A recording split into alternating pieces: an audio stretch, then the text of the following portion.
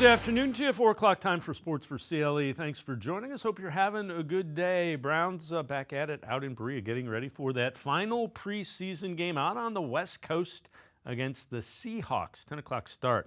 Back on the practice field, Deshaun Watson back throwing routes. That time he finds Elijah Moore.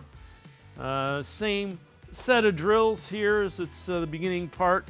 And he will, this time, looking at Jerry Jeudy. And we'll hear from Jerry Jeudy a little bit later in the show. But Watson to Jeudy. 7-on-7s this time. Jeudy bobbles it initially, but able to grab it. And I think he got his feet in this time. 7-on-7. Watson finds Akins, the tight end, as he turns upfield. So Browns, again, getting ready for that final preseason game. Kevin Stefanski talked about the approach to the Seahawks game as well as who will be playing. We've adjusted the schedule to be more of a regular season schedule so the guys can get used to that type of schedule, also get used to the idea of getting a game plan, first and second down today, getting a third down game plan tomorrow, getting a red zone game plan the next day. So just really conditioning our bodies, conditioning their minds to be ready to get through a regular season schedule, if you will. So looking forward to that, looking forward to getting on the airplane, heading out to Seattle. Mike McDonald's a very, very good coach, as we've seen. All of our starters should expect to play, and then we'll determine who does or doesn't, how many plays they do. Like I told you guys, in particular with Deshaun, I want to take in all the information this week and really make a final determination later in the week. How much he's going to play, or if he's going to play? Yeah, I think both. I think, like I told you guys, you have a plan, but you want to make sure as you get through the week that you feel good about it. So we'll make that determination later. Let's welcome in Casey Kinnamon from the Orange and Brown Report, as well as the All Eyes on Cleveland podcast and the Barking Browns podcast. Casey, we'll have more on that whole question, which after you lose three more tackles, one will be back, Fetty will be back, but so you haven't played Wills, you haven't played, Jones has played a little bit, but really spotty. Conklin hasn't practiced, Jones hasn't practiced. Now you've lost four more. Man, there's a lot to kind of think about relative to, do you put Deshaun Watson out there? Yeah, too many moving pieces to feel comfortable for sure. And even the guys who have gotten serious reps, you don't feel the greatest about. So it's definitely a cautious thing, and I think that he's right to give himself some wiggle room at this point. Let's see how the week unfolds before you commit to anything and make sure that you're at least putting your player in a position to succeed. Well, as you might imagine, during his media availability, Kevin Stefanski asked repeatedly about Watson and him playing. So he was, again, addressed what would go into deciding if Watson plays. All things factor into every decision for all of our players, truthfully. We go player by player, and what we're trying to figure out is what do they need to get ready for a 17-game season. That's really every determination is based specifically on that player. His opinion factor into this as well, if he wants to play? Of course, yeah. I mean, that's kind of our players I have a very good relationship with these guys where they should feel comfortable talking through those type of things. I think all of our players like playing football, so they enjoy the competition part of this. But we listen to our players and we make decisions.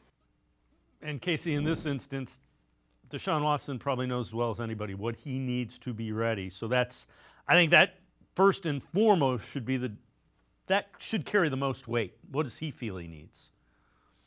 Yeah, I wish we could be a fly on a wall in those meetings to hear what his true feelings are about what he's seeing this offensive line do last few weeks and just hear their plan out. Obviously, I think that they expected Jed Wills to be healthy by this point. I think by their actions, they would have signed someone else, brought some more people in for workouts had they thought it was trending in this direction. But it's getting laid awfully early at left tackle right now. Yeah, and it's concerning. If you're not concerned, you're not paying enough attention to the way that has gone. This is from Ian Hartz, who actually, analytics guy, usually has some stuff. This one, worst preseason offensive lines, rush yards before contact per carry, Browns are 32nd. Pressure rate allowed, Browns are 32nd. The unstated there is the Browns haven't played anybody that is a starter, and they've barely played guys on their two deep. So, yeah, they've looked bad, but these are guys that are fighting to find a spot on a 53-man roster, not guys that are supposed to be playing significant snaps. Yeah, and for the most part, they're guys that are fighting for practice squad. Most of the guys that are on the 53 haven't been getting major run because the team feels confident in who they are, so they're getting a real long look at their depth. And just as you would expect, and it's not just isolated to the Browns, across the league, you get to the bottom of your second string, third string offensive line, you're going to see abysmal play if the other team's playing competent players.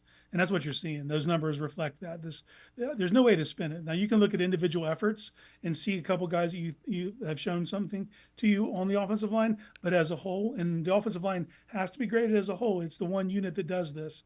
There's no way to spin that they've been anything other than bad. All right, so why do I say that? This, again, we actually used this yesterday, and I thought it was interesting enough. I want to bring it back. Cleology.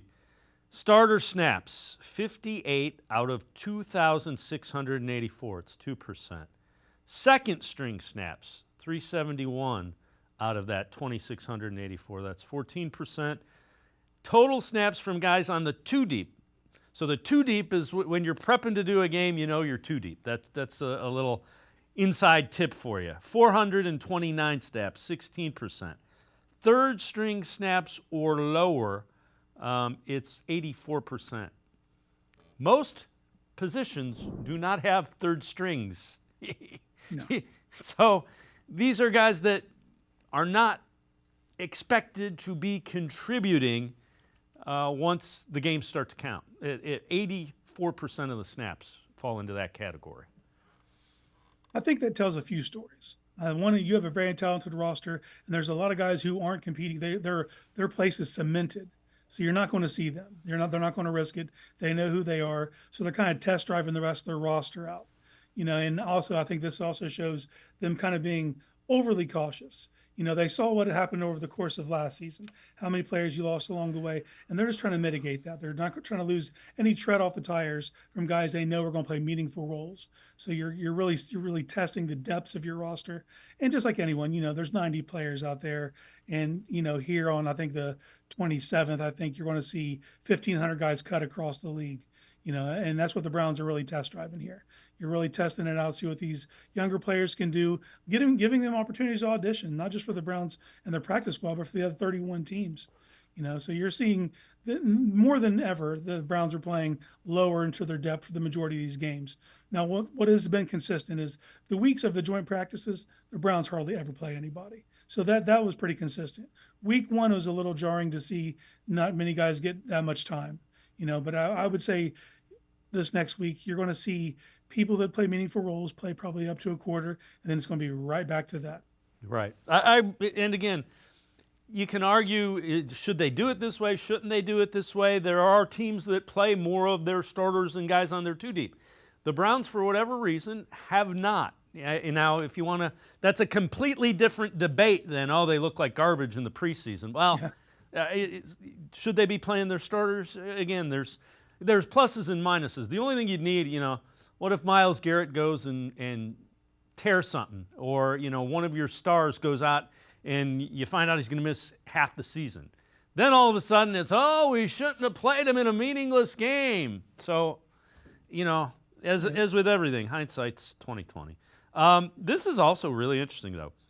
Myles Garrett needs 12 sacks this season to join Lawrence Taylor as the only players in NFL history. That means since the league began, to do that in 5 straight seasons. So we've been watching him, and people have all these things with, he doesn't have enough of an impact. If he goes out and gets 12 sacks, pretty reasonable. There's only one other guy, and Taylor's genuinely considered among the best players ever to play defense in the NFL. Yeah, I don't know if that name will ring for the younger generation like it does for me, but Lawrence Taylor was the tip of the spear. He revolutionized 3-4 outside rush linebacker. He's the reason the position was created. Now look across the league and you see so many of those. And it's to be just mentioned amongst that name, Lawrence Taylor. It just shows you the fact that Myles Garrett is chasing greatness. You don't get there. You don't get into that conversation with a Lawrence Taylor without doing that.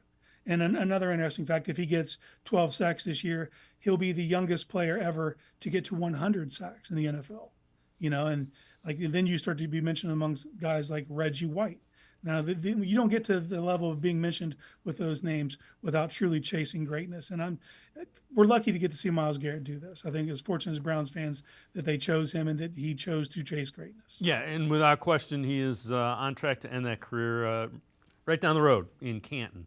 That kind of cements it. The other thing, for the young people that want to know Lawrence Taylor, he's really the guy that put Bill Belichick in a position to be a head football coach. Because when he was the defensive coordinator, Bill Belichick figured out how to move Lawrence Taylor around and create havoc.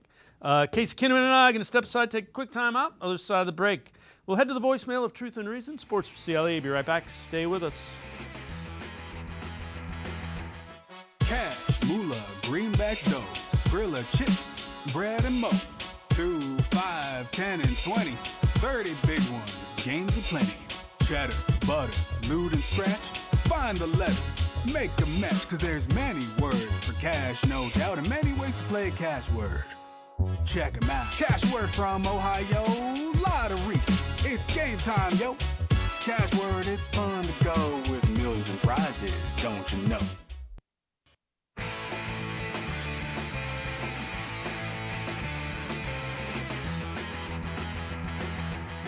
We continue talking Browns with Casey Kinnamon from the Orange and Brown Report, as well as the All Eyes on Cleveland podcast and the Barking Browns podcast. Let's head to the voicemail of Truth and Reason. Hi, Dave. Great show. It's Howard from Marin County. Yes, it's football season. One thought. When I see Deshaun Watson, I think of Hawk Harrelson, the baseball player that they coveted so badly to come from Boston to Cleveland. He had his own TV show, and then he stunk. I really think that Deshaun is a bust, and now that you have no tackle to protect him, this could get ugly really quickly. I'm surprised that Mr. Berry, who, is an average GM, didn't think about this and fortify the tackle position. Again, Mr. Berry has had some good and some bad draft picks. My question to you is, when Deshaun Watson goes down, who will take the blame for this? Usually the GM or somebody's fired when they have a huge pick and they put all kinds of money in, and then it doesn't work. Thanks a lot. Bye. As always, appreciate all of the voicemails. Casey, when I think of Watson, I know he hasn't played well. I know right now the trade swings immensely in the favor of the Texans. But again, I keep coming back to this. 3 years, he was a Pro Bowler. He was mentioned in the same breath. He didn't really have a significant career-threatening injury. I can't come up with an NFL quarterback who was that good for a sustained period of time, who didn't have something career-altering, who didn't get back to be at least a really good or an elite-level quarterback. Again, last year he was injured. There's nothing he can do about that. The suspension, you can say that was his fault, and yeah, you're right. But you just can't judge it, and Browns fans don't want to hear it. I get it. You can't judge that trade until you see him for an extended. For goodness sake, he didn't play 4 games in a row last year. He didn't play 3 games in a row. Yeah, and the career-altering thing's been inactivity. Now, it's not been a physical thing to force him for the inactivity, except for the injury last year, obviously. But that's what it comes down to. You have to get to figure out what he is. We have to see him on the field. You got 17 games coming up. You got to hope and pray that he at least give us 16 so you know what he is. And every season that he's played in the NFL, he started a little slow, so I know people are going to be frustrated. But he's always gained over the course of a season. Now, he hasn't had that opportunity in Cleveland because it's been start, stop, start, stop, start, stop. For him, it's primarily health. And if he does that and he gets to the end of the season and it's another failure to launch scenario and you want to call him a bust at that point, I'll entertain that. But to the second part of his question is, and I might be alone on an island on this, I think if that happens and he plays 15, 16 games and it just goes objectively poorly, I think Watson will take the fall for Watson's play. I think the ownership has seen how this front office operated and how Stefanski operated and navigated last season, and they rewarded them with contracts. I honestly believe that if this really goes down in flames, I think that those guys survive Watson. I think they would figure out a way to move on from him, and that's who you'd be with here in the future. I might be alone on that, but that's just the way I see it. I agree with you. And again, think about the mindset. The mindset when you go out and do that trade is, we don't have the quarterback to take us to the Super Bowl. You're swinging big. That's one of the reasons I don't have a problem with it. I would rather them do that than, well, we're going to keep this quarterback, and if things break just exactly the right way, we might be able to get in a game. And anytime you're, you know what I mean? Yeah. The approach that the only way you're going to achieve the goal of getting to a Super Bowl is to take swings that are huge. They tried the draft and develop. There's that whole list of like 32 quarterbacks. It didn't work. So they tried this. So far it hasn't worked. They still got a year or two to figure it out. All pro quarterbacks in the prime of their careers don't become available. And they did what they had to do to get them. And they weren't alone in that pursuit. People tend to forget this. There was a list of teams that were doing the exact same thing, and they just didn't get it done, So I know that everything that's happened since then, the Browns are kind of living with those results. But the process itself of going after a 26-year-old quarterback in the prime of his career, I think you do that next time if it ever happens again. Yep. I certainly hope they would. So Jerry Jeudy's been a little banged up, kind of eased into some action. We saw him earlier today working out with the team, doing the drills. He talked about the importance of getting some preseason reps and what he needs to do to make sure he and Deshaun Watson are comfortable. Just timing with the quarterback, understanding route concepts, understanding where the coaching and the quarterback want me to be on certain spots and certain routes. So that's the biggest thing for real. It's about communication, steady communicating with each other. Pick his brain a little bit, where he want me to be at in certain routes and certain situations, and I consistently ask him questions. What he think on my route, what he think about my route. So I think that's the biggest thing. So since I have that much repetition on the field, the biggest thing is communicating and just picking each other's brain on how we want things done. Yeah, especially when you've got the ability to read defenses, the choice routes as they refer to them. Better be on the same page. Mistakes with those look ugly. Yeah, he's touching all the key points, because you might just think it comes down to skills or being fast or just getting open, but being on the same page, seeing the game the same way, constant communication, understanding that you may have run this certain route a certain way your whole life. He might want just a couple of nuances just to change up so that they're on the same page. And that's, for me, that's everything, and you hear a receiver talking about it the right way. He's coming into a position where he's not going to be asked to be the number one. He's just going to be another playmaker. And I was actually very surprised because Jeudy's been banged up since you entered camp and really hasn't been able to really demonstrate. But when he did get on the field with Watson, they actually had chemistry pretty much immediately. Now it's about building on that.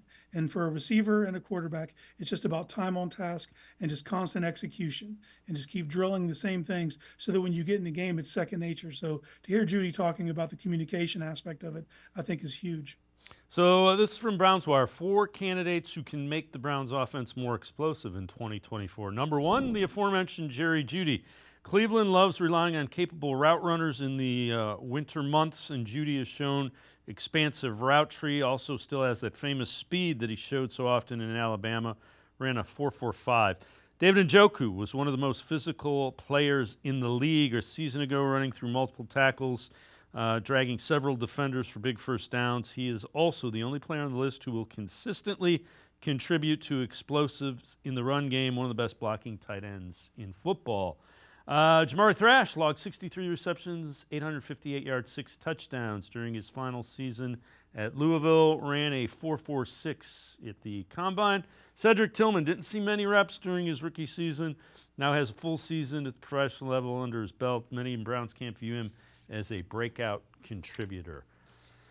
All of those make sense. The important thing, I think, when you look at this, and it's one of the things that I would say to the people who question Watson, I think they tried to fit Watson into Kevin Stefanski's style of quarterback, and now I think they're trying to fit the offense around the style of quarterback Deshaun Watson is, if that makes sense. Yeah, and they've built his receiving core, including Njoku, with so many different body types and skill sets that it kind of fills out every bracket. And when I look at that, we just talked about Jeudy. I'll say this: he was clocked at a 4.45. He plays faster than that 40 time, and he's really good with the ball in his hands and creating after the catch. So I think that is an aspect to lean on early, just to get him acclimated, get him the ball, and get him in rhythm. We know what Njoku is. Like he hurts you in every way. He's so physical. He can be just a walking mismatch. And I think he's someone the team rallies around. He became the heart of the team last season, and is what he means. But when we talk about the younger receivers, I view Jamari Thrash as just a bonus piece. If he's able to give you something, great. I'm not counting on him to though, and they're not either with the way they have their wide receiver room built. But if he can come in and just be another guy that creates separation, give you a little bit after the catch, maybe hit on a couple of deep throws, and that's all that it takes. 2 or 3 40, 50, 60-yard chunks, even if you don't score, will loosen the defense up if you prove you can execute. So if he can just be a change of pace guy to sneak in every now and again and just let him build, let him grow, that's something. But Tillman is a piece that I think can do damage this year. Does he catch up to the game? He came from a program where the route tree wasn't expansive, and he kind of got thrust into a role. They must have thought he was ready for it, or you don't move on from DPJ, but they did what they did, and they got him more time, and he got those reps. Now, those will prove to be invaluable, but he has to take a step mentally. So, was he in the film all year?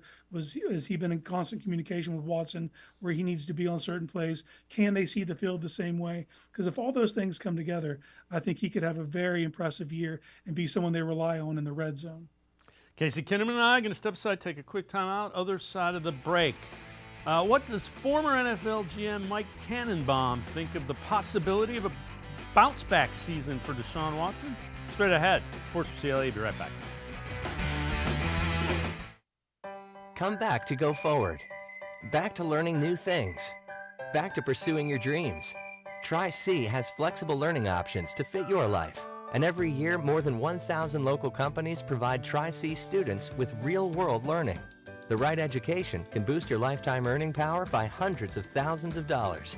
Start now with a college education you can afford. Tri-C, where futures begin.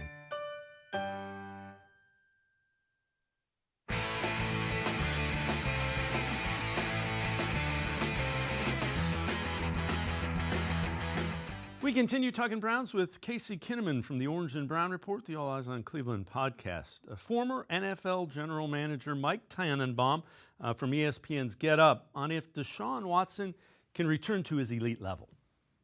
I don't think so. Since the end of the 2020 season, he's played 12 games, and we're talking about a top 5 defense. They just added Jerry Jeudy with Amari Cooper, David Njoku. They played better without him. I mean, it's stunning. $64 million cap charge, and he has been average. So his career is getting late early, and when Joe Flacco outplays you, that's a problem. Casey, there's this narrative that Joe Flacco outplayed him. If you look at the numbers, that's just not accurate. Joe Flacco had more games played. He had more touchdowns. He also had more interceptions. And, the bottom line is the Browns are 8-4, 7-4 in the games that Watson has started. The defense, all that, if you're going to take that into account, you have to counterbalance it with they just win games when he's on.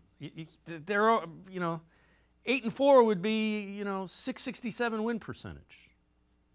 Right? And you would take that. Yeah. Over the course of a season, you would 100% take that. So, you're winning 2 out of every 3, 3 out of every 4 games. I would have been shocked if Tannenbaum said anything other than that. The only people that are giving Watson like a chance to come back and be what he was are former players. All GMs are going to be very hesitant to throw any praise his direction or any just glimpse of upside or what he could be. It's just the constant narrative that gets pushed. But you already said it. Like, I will say this though, he didn't say he was awful. He's one of the few guys that said he's been average. At least say it like it is. Yep, that's what he's been. Now you paid for elite, so you want to see elite. I still believe elite's in there. History will tell you that elite's in there. You don't reach the heights that you reached that early in your career, and it just goes away. It's just been inactivity. He needs to be on the field to really get back to his potential. And I think that they've stocked the room around him. Now it comes down to, can they protect him? And if they can do that and just give him time on task, water finds this level. I keep coming back to, they asked him to play and do things, the timing and play action. That's not what he does.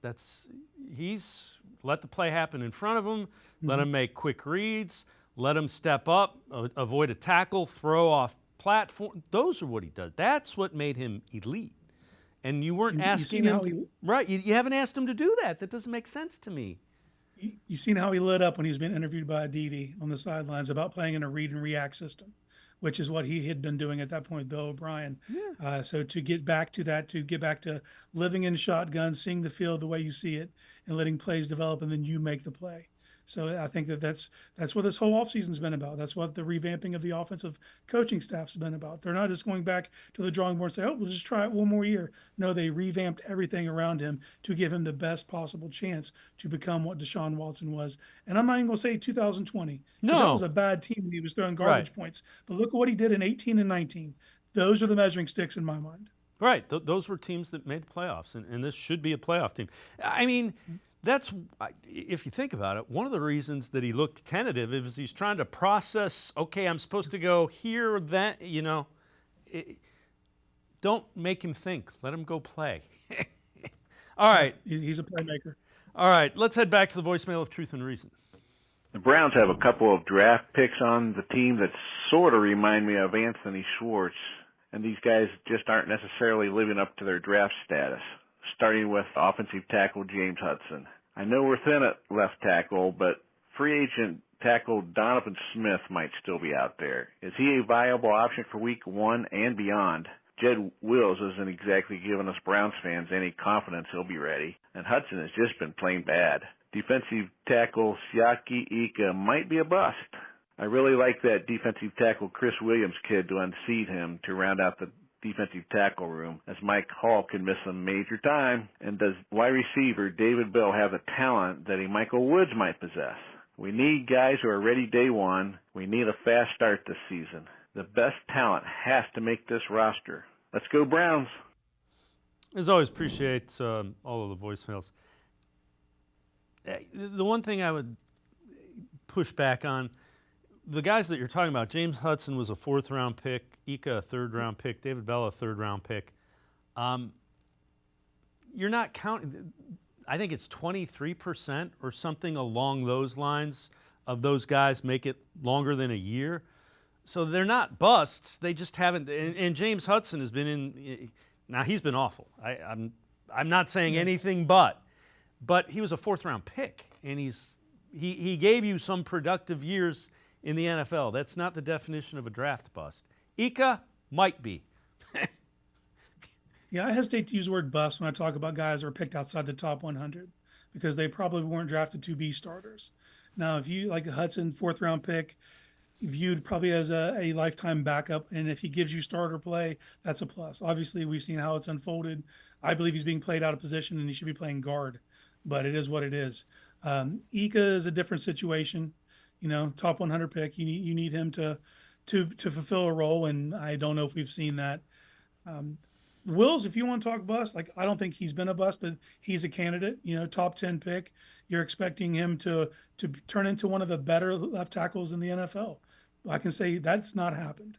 Yeah. And so I would entertain it with someone like him. But those other players, I think they were drafted to be role players. I think David Bell is what he was drafted to be. He's a possession receiver who can convert on 3rd downs, will be where he's supposed to be. And I think he could actually thrive in this choice route offense, So I would reserve judgment on some of those guys. But Will's the only one I think that could qualify for the bust category. Yeah, the thing about Bell is I'm with you. I think he's smart. He knows where he's supposed to be, and he seems to catch the ball when it's thrown to him. Those are kind of qualities that fit into read this defense, get where you need to be, where the quarterback expects you to be, and most of all, hold the ball when it's thrown. Catch the ball when it's thrown to you. So I'm with you with Dave Bell. You wrote a stock up, stock down. Stock up, you have Jeremiah Martin. I got to be honest, you're going to have to tell me about him because I was zoning out during this one. Chris Williams, Zaire Mitchell-Payton, he played really well. Halasi also played really well. stock down Huntley and Tony Brown II. I saw Martin, and I'm like, man, I could look it up, Casey, but I'll be honest with you. I zoned out during that one. Number 60. I'll start there. All right. You could list a lot of these guys on the defensive line. The defensive line has played well throughout this preseason. But I actually listed 2 at once, probably cheating, but I think they both deserve to be acknowledged here. You can just tell how deep this defensive line room is, because these are guys, in my opinion, that aren't even they're vying for the practice squad. They don't have a chance to make the 53, but they both played with tremendous motor, both Williams and what was cool is they both had 3 solo tackles, 2 tackles for loss. One had 1 sack, the other had 2 sacks, and on the second sack happened on a strip sack in the end zone. And when Williams got the sack, who was right there? Jeremiah Martin. So I think they should be acknowledged for their play. I also think if you just look at this defensive line as a whole, between Isaiah Thomas, Jeremiah Martin, Chris Williams, hopefully the Browns can get 2 of them on their practice squad, but I'm not going to be surprised if all 3 end up on other NFL teams, because I just believe that's how good your quality is in that room of depth. Yeah, I think you're going to see that in a lot of instances. I think there will be a lot of guys that are plucked away that the Browns would have liked to have brought back to the practice squad. This is from Pro Football Network. Every team's best catching running back. For the Browns, they say Jerome Ford. Even in his prime, Nick Chubb was never a receiver. Saw a 7.3 target share in 2022, 6.3 in 2021. Filling in for Chubb last season, Ford earned himself 10.6 target share, higher than every year of Chubb's career. Casey, if you watch Chubb, he can catch the football. They just didn't ask him to do it, and they might this year. The only issue I have with saying Jerome Ford is if Nyheim Hines is on the team, he's one of the best receiving running backs in football. Yep, without question. If I just break apart Ford's game and you look at those numbers and they're like, oh, he had a higher target share. Well, that happens when you're thrown 2 more. He's this exact same skill set as Chubb as a receiver. He's not out there routing cats up. He's doing basic running back concepts, running screens, wheel routes. And I would also throw this in there. He did damage with the ball in his hands. He also had a 14% drop percentage on his targets. It's not like he's out there just plucking the ball and running angle routes and getting people crossed up. He's a good quarterback-friendly option with basic running back concepts. Nyheim Hines is a good receiving back that you could split out and let him run in the slot. You're not really doing that with Ford. And I would say this, if Chubb comes back and he's playing the second half of the season and you have to spell him on 3rd down, I do that with Nyheim Hines, not Jerome Ford. Well, and the reason his target share was up was because Nick Chubb was out and because you were playing with your 3rd and 4th quarterbacks. So you're looking for the check down more often. I mean, the target share, yeah, it was up, but there are reasons for it that aren't necessarily that you would. It's not what you wanted to do. It's what you basically had to do to survive, So everything has. When you look a little bit deeper into things, there's a reason for everything. Casey Kinnamon and I are going to step aside, take one more time out on the side of the break. We head back to the voicemail of Truth and Reason. Sports4CLE will be back. Stay with us. The Ohio Lottery Partners in Education program is dedicated to recognizing exceptional students, teachers, and schools throughout Ohio. Scan the QR code on screen to nominate students and teachers as Academic All-Stars and Teachers of the Month. They must be currently enrolled or teach in grades K through 12. Is your K through 12 school developing students' literacy skills to achieve success in reading? If so, you can nominate your school for the School of the Year. Students can win $100, teachers can win $500, and schools can win $2,500. Scan the QR code, fill out the forms, and nominate deserving students, teachers, and schools today. The Ohio Lottery Partners in Education program takes pride in honoring exceptional students, teachers, and schools across Ohio. Submit your nomination today. It's fun, fast, and free.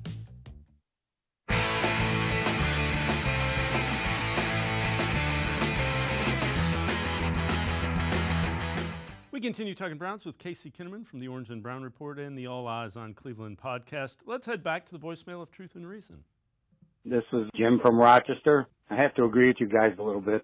maybe we should move more to joint practices than the exhibition games. But I was listening to the announcers from Minnesota, and they all made statements about Mr. Stefanski when he was with their team, how nice of a guy he is. And more than likely, that's what got him to be two-time Coach of the Year. Maybe Mr. Stefanski is better suited as being the new host of Mr. Rogers' Neighborhood, because I don't see him as being an NFL coach. But Jim, I have just one question.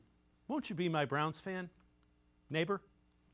So, Case, the joint practices, it's clear the Browns value those much, much more than the preseason games. And I think if you get to 18 games, they're probably going to do away with it.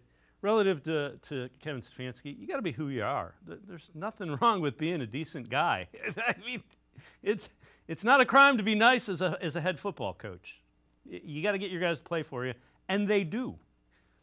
Yeah, and I'm going to make a reversal pitch to Jim. Jim, you should be Mr. Rogers. You seem like a kind and warm guy, and I'd like to see you take your slippers off every day and welcome people into your home. I will say this is a huge breakthrough for me and Jim, though. I agree with half of his take. I think that it's obvious that I wish they would do more joint practices. I just think that it's a better environment to find out what you have, because you can control the narrative. You can put players in certain positions and test them that you might not get during a game.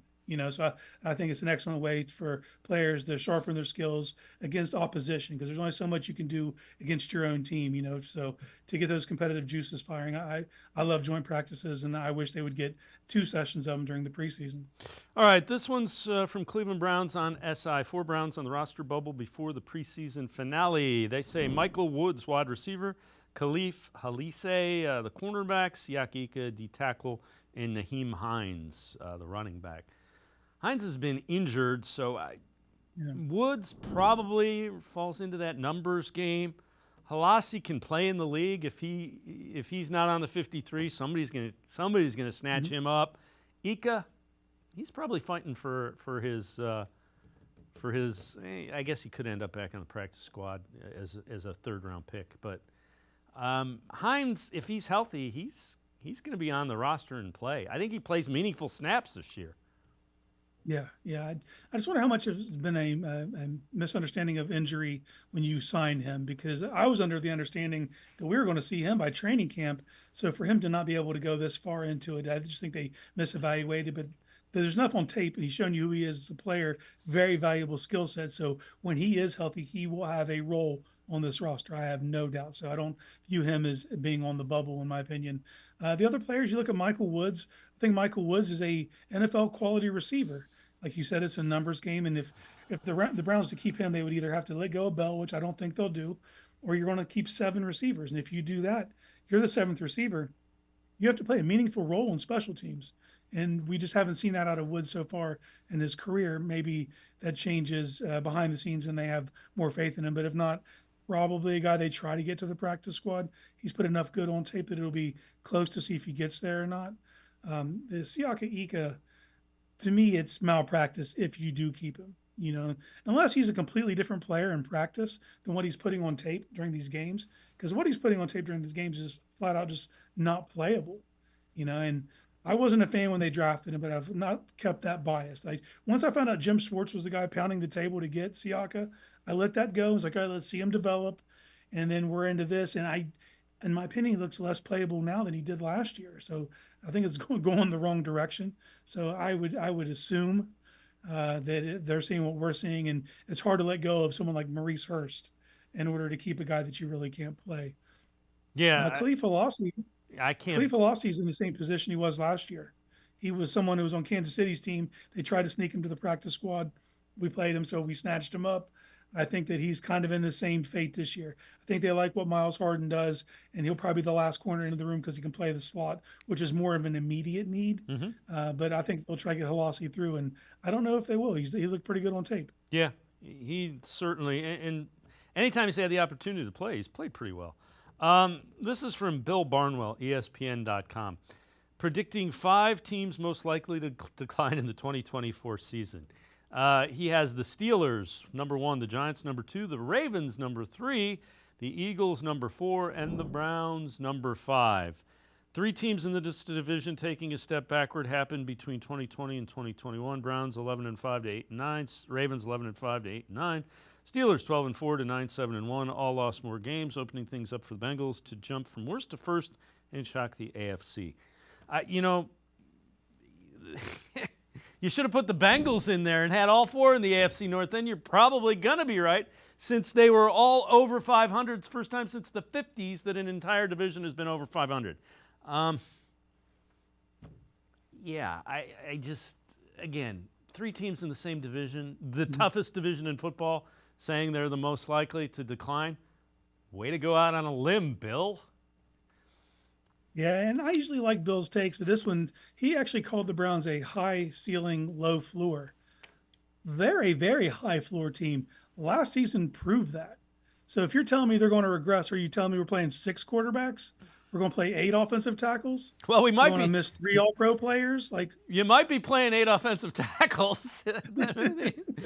Be careful! Don't speak that into existence. Yeah, I know. And someone said the other day, well, it can't be worse. I'm like, it can always get worse. Right. But I think they've demonstrated they're a high floor team. They're due to catch some breaks on the injury bug.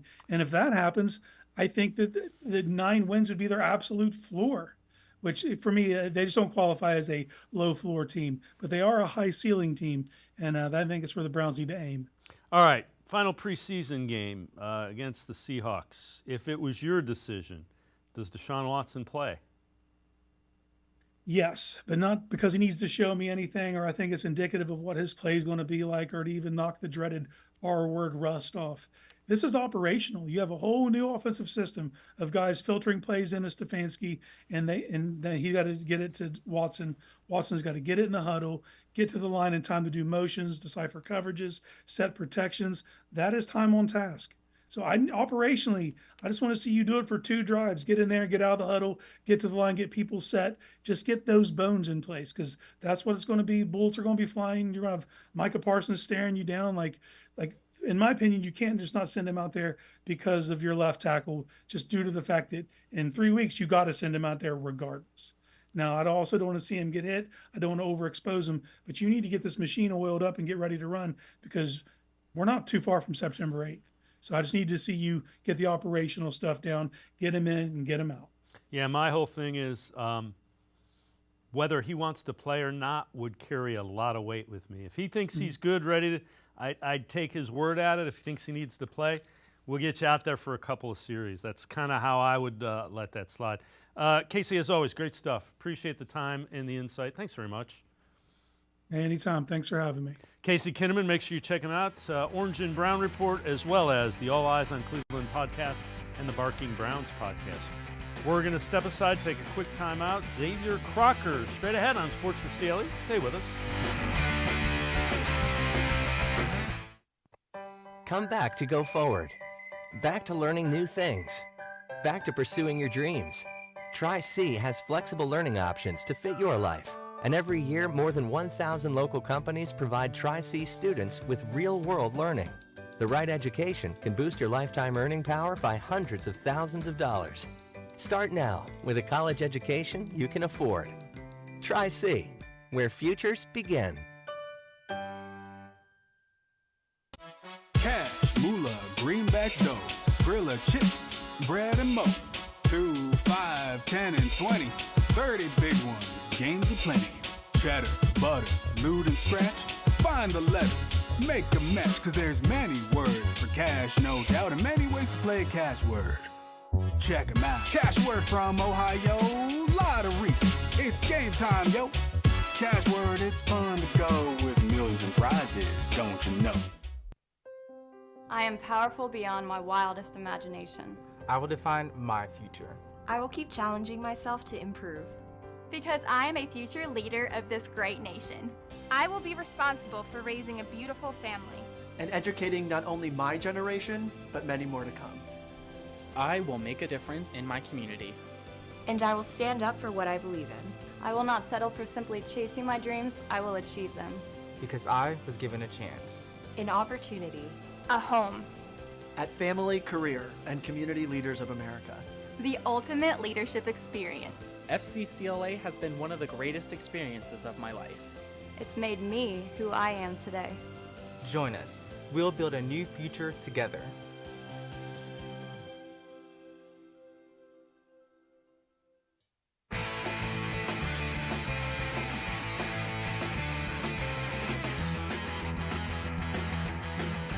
We continue talking Browns on Sports4CLE. Let's head back to the voicemail of Truth and Reason. Tell Mr. Berry to do himself a favor and offer two-time Coach of the Year's play card for a quality left tackle to protect our $260 million investment that I don't believe should play this week. He's one hit away from being out again. I'm going to stop short from here, and if I think of something else, I'll call. But have a great day, guys. See ya. Go Browns. Jim, appreciate the call. $230 million. Let's welcome in Xavier Crocker. Chef Zay from the CrocPot Podcast, writes for CrocPotCLE.com. Chef Zay, welcome. What do you think about it? Do they need to go out and try to find a left tackle to protect Deshaun Watson's blind side, if you will? First thing, thank you for having me. Pleasure to be on. But do I think they need to go out and get themselves a left tackle? I don't think it would hurt. Personally, I think we might have undervalued Jedrick Wills just a little bit, more than we have over the past couple years, seeing as though our line isn't quite where we want it to be, especially with losing Callahan this offseason as well. So, there's been little rumbles about Trent Williams, which obviously would probably be a heavy ticket, but I'm not opposed to going and getting a left tackle, that's for sure. Yeah, again, I would guess it would probably be a stopgap until Wills is ready to go. I think they thought Wills would be back. Earlier today, Kevin Stefanski was asked about the offensive line, left tackle, both short-term and long-term. If it comes to pass that Jed isn't ready for Dallas, would you consider an emergency start for Bitonio at left tackle? Yeah, I think those are all things that are speculative and for me, so I really not really concerned so much about Dallas right this minute. Obviously, we've done a lot of work on them, but focused on Seattle this week. Safe to say that Jermaine will be the first-team left tackle this He'll week? get some work in there, yes. What have you seen from him, and is there a comfort level given the fact that he started as many games as he has? Yeah, he does a nice job. He's really done a nice job since the moment he stepped foot on campus here, getting to understand our scheme, obviously familiarity with what we're doing, playing both right and left, tough guy, plays hard, like a lot of things about him. So Jermaine is Jermaine Ifedi. Had a hand injury, is expected to go and play left tackle. I guess, Chef, say the thing that I would say is they've played their starters 2% of the snaps. So I'm concerned, but maybe I shouldn't be as concerned. It's weird because I feel I was talking about this when I went live the other day, and I'm like, it's so weird. It almost seems as if they're taking pages out of other organizations' books. I like to always go to the Patriots because they've been the model organization. I don't think anyone in New England ever panicked about preseason games or panicked about their starters not getting the reps. They've held a lot of their cards close to their chest with everything. Every practice that I've been to, there's been very rarely any deep passes from Deshaun Watson. It's been very vanilla offense, very vanilla everything as of late. And I think they're just waiting until the real thing goes off, seeing as though the confidence level I would go to in the locker room. I think everyone's confident in what they have. So I'm not going to put too much stock into it. And, honestly, I'm just ready for September. Yeah, I think that's part of the problem. Everybody's ready for football, and they're, this is what they're getting in the preseason. And just remember, a lot of these guys aren't going to be on the they're not going to be dressed come game day on Sundays. All right, this is from Browns Film Breakdown. They tweet out, multiple teams have engaged the Browns in trade talks for second-year quarterback Dorian Thompson-Robinson. I find it really interesting. When you look at this, just your thoughts on that. I was blown away, honestly, because a lot of the talk has been the Huntley and what could you get for him? My comment section has been a lot of DTR is our future. Let's do what we can to keep him. And I think, obviously, you could probably get more for Dorian Thompson versus the Huntley. But a lot of people are starting to throw around the speculative stuff with Jameis Winston. Could he be a potential candidate? And I don't think he will be. I think the Browns have a little PTSD when it comes to losing quarterbacks and having backups coming to fill in. But I think if you're Andrew Berry, you don't, completely shut the door on it, for the simple fact that you could potentially maybe get someone on the offensive line to help you, or maybe get a potential 3rd, 4th round pick. I'm not really for the draft pick scenario right now. I really want something that can help this season. But if a move is to be made, Andrew Berry will make the right one. Here's where I would go with it, and I don't disagree with anything that you said, but I think Tyler Huntley may be able to help you more this year. I wouldn't be surprised if they have red zone packages for him based on what I saw that guy do to the Browns when he was filling in for Lamar Jackson. I would put him in there, and he can run, and he is a threat. And again, I haven't been out to training camp. I haven't seen any of that, but if I'm doing something in the red zone that I want teams to be surprised by, Tyler Huntley's going to be part of it. He's got such an elite scrambling ability, and I think that's why this conversation in this quarterback battle is so interesting, because you're talking about a Pro Bowler who's been on a winning organization team, who has been behind an MVP caliber quarterback, who knows the AFC North like the back of his hand. It's a lot to give up when you talk about Tyler Huntley. And then on the Dorian Thompson aspect, I mean, I think he's shown tremendous poise. I think he has a lot of great tools to be in this league. And it's one of those fan favorite things with Dorian Thompson. We've seen him come in and he beat the Pittsburgh Steelers, so we know how that holds with the fans. But I always, like I said, like the Tyler Huntley thing, it's his elite scrambling ability is something that you can't understate. And I would hate to lose that if that was the case. But like I said, I would more so think that Tyler Huntley should be the trade piece versus DTR, but I'm going to trust Barry. Chef Zay and I are going to step aside, take a quick timeout. Other side of the break, we'll head back to the voicemail of Truth and Reason, Sports for CLE. We'll be right back. Stay with us. Cash, moolah, greenbacks, dough, Skrilla, chips, bread, and mo. 2, 5, 10, and 20. 30 big ones, games aplenty. Cheddar, butter, loot, and scratch. Find the letters. Make a match, cause there's many words for cash, no doubt, and many ways to play a cash word. Check 'em out. Cash word from Ohio, lottery. It's game time, yo. Cash word, it's fun to go with millions and prizes, don't you know?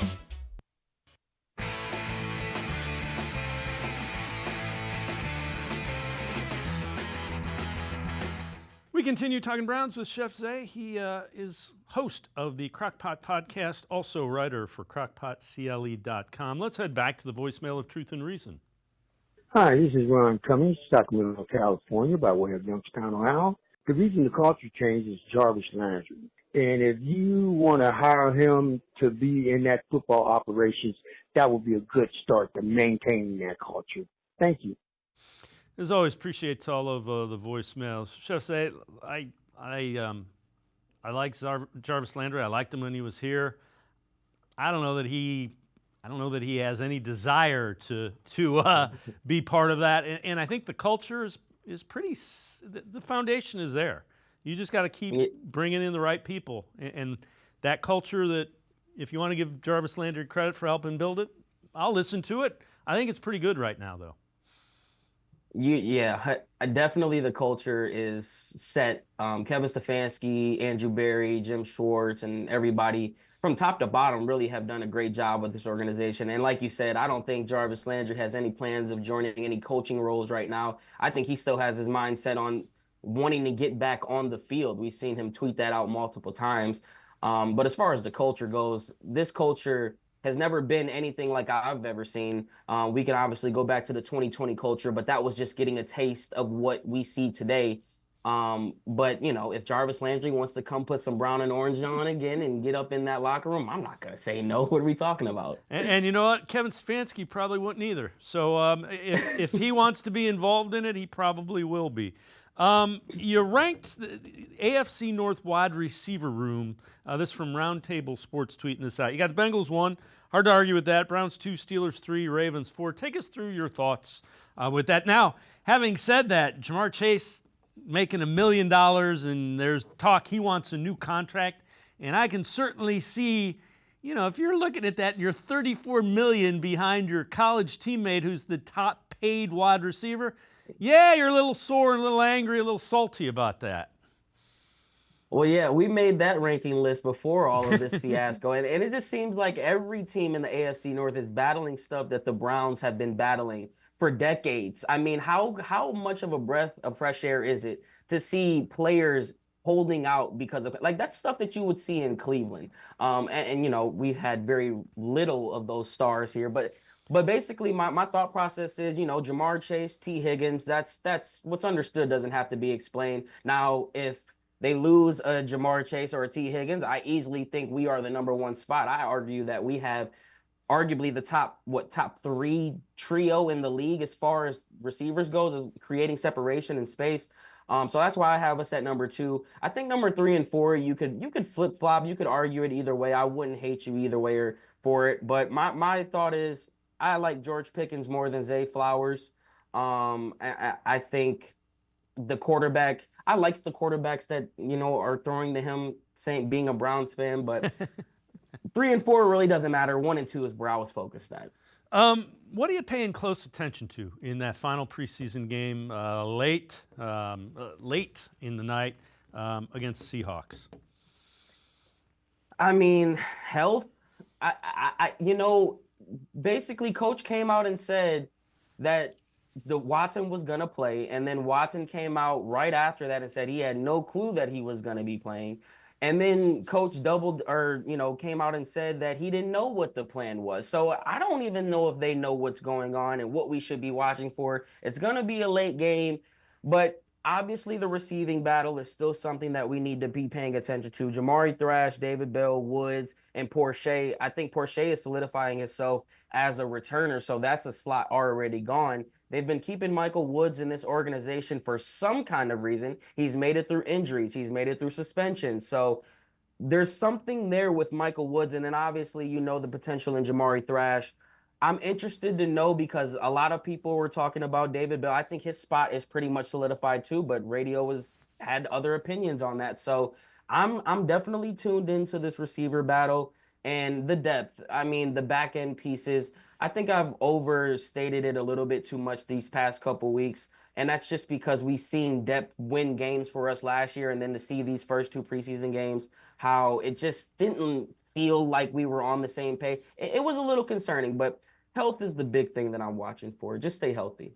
So when you look a couple weeks into the future, Cowboys week 1, what concerns you the most as the Browns are now, you know, kind of starting to prepare for that a little bit? I think I had a answer here, but I think I'm going to switch it. I think it's the fans. You know, we saw Joe Flacco come in and do some magical things. And it would, like I said, all the preseason stuff and the practices that I've been to, I haven't seen Deshaun Watson throw a deep ball very often. We don't know what to expect in this offense. We have a new offensive coordinator. Like I said, we lost Callahan on our line. You added in Jerry Jeudy, another guy who's going to want the ball. You still want to try to find a way to utilize Elijah Moore. And I think the fans are going to be hoping and expecting that we picked right where we left off last year. And if we come out flat, I'm not worried about the defense so much. I'm more so worried about this new offense. We can't come out flat, and I'm just worried that maybe we haven't shown enough or done enough to the public eye to give me that, you know, cushion where I'm like, okay, I'm not going to be worried about the offense. But I'm not going to sit here and say it's a big worry or anything like that. I just don't want us to come out flat. So let me ask you this. You more concerned about Jedrick Wills missing left tackle? Denzel Ward's still in the concussion protocol. Now, I know there's a couple of weeks, but anytime you tell me a guy's in the concussion protocol, that concerns me. Or the running game hadn't been great. Now, I know the offensive line hadn't played. I couch that by saying 2% of the snaps is what the starters have played. Which of those 3 concerns you the most? Running game, left tackle, Denzel Ward possibly missing with CeeDee Lamb lining up across the way. I think you have to go offensive line for the simple fact that you lost your leader in Callahan. You obviously are battling some injuries. You have a bunch of talent as far as DeJuan Jones, Conklin, and Wills, however you want to cut it. But I think that's obviously the number one glare. As far as Denzel Ward goes, I was kind of shocked to see him go into that concussion protocol because I was actually at that practice where he had where he went into the protocol. And he was in later throughout that day at practice. So that kind of took me for a storm. But I think he'll be fine. More so just he's a vet in the league. I think that's kind of, whatever you want to call it. I'm not going to say anything about that. But the running game, Jerome Ford's been here. I don't know why everyone hates Jerome Ford, why they don't give him his flowers. But he's handled the bulk very well while being out behind Nick Chubb. And it's big shoes to fill when you're going in for Nick Chubb, so I understand it, but offensive line is number one. Chef Zay, great stuff. Appreciate the time and the insight. Thanks very much. Thanks for having me. It's Chef Zay. You can catch him on the CrocPot Podcast. He also writes for CrocPotCLE.com. Really good and insightful Brown stuff. Make sure you check him out. It's going to do it for this edition of Sports for CLE. We'll see you back here tomorrow at 4 o'clock. Have a great night, everybody. See you tomorrow at 4 on Sports for CLE.